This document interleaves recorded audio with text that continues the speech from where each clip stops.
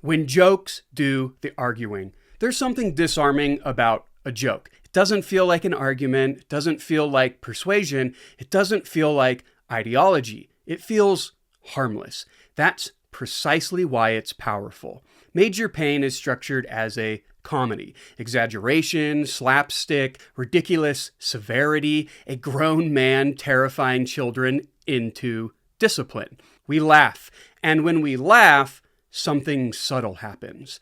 Our guard lowers. We don't interrogate the premise of the joke. We accept it for the sake of the punchline. Comedy suspends resistance because we don't argue with humor, we absorb it. When Payne humiliates a kid, we're not analyzing education theory, we're reacting to timing, to delivery, to absurdity. But underneath that delivery sits a claim that harsh discipline produces growth, that aggression can be corrective, that humiliation builds character, that force is transformation. The film never presents these claims as a thesis. It presents them as gaps. And because they are gaps, they bypass the burden of proof. No data, no counter-argument, no serious challenge. Just montage and victory. Comedy becomes camouflage. Humor lowers our cognitive defenses. Research in persuasion psychology shows something interesting. When people are emotionally engaged, especially through amusement, they are less likely to scrutinize embedded messages. Laughter creates social cohesion. And when an audience laughs together, they are more likely to agree together. Not necessarily consciously, but structurally. The message is no longer being debated. It's being shared. And shared narratives are powerful. Exaggeration plays an important role here. We excuse harshness because it's over the top. We think this isn't serious, it's satire. But satire is a strange thing.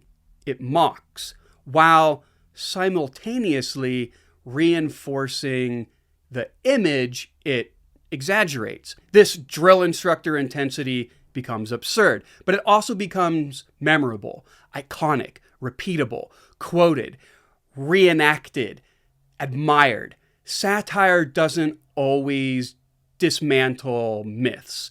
Sometimes it preserves them by making them entertaining. The more a message is repeated, even jokingly, the more familiar it becomes. And familiarity breeds acceptance.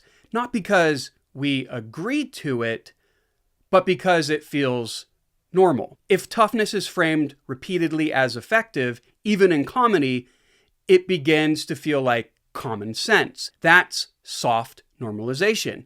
Not propaganda, not indoctrination with marching music, just laughter. And laughter is easier to swallow. This doesn't mean comedy is dangerous. It doesn't mean we shouldn't enjoy the film.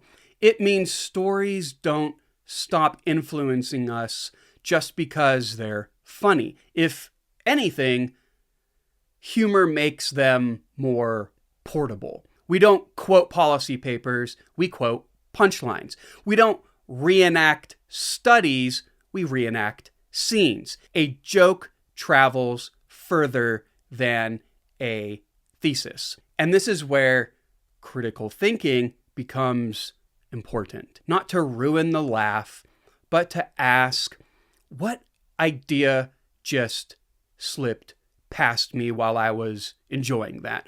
What behavior was framed as effective? What worldview was packaged as harmless entertainment? Because once something is familiar, it stops feeling ideological.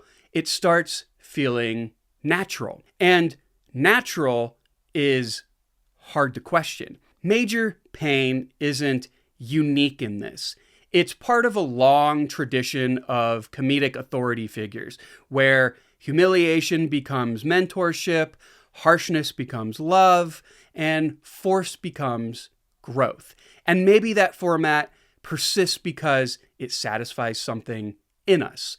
It's efficient, it's simple, it resolves chaos quickly. In 2 hours, the broken system is repaired by one strong personality.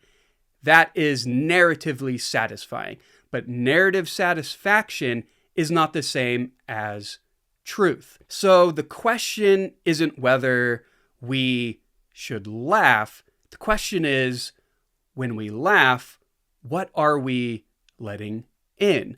Because sometimes the joke does the arguing for us, and we never notice it did.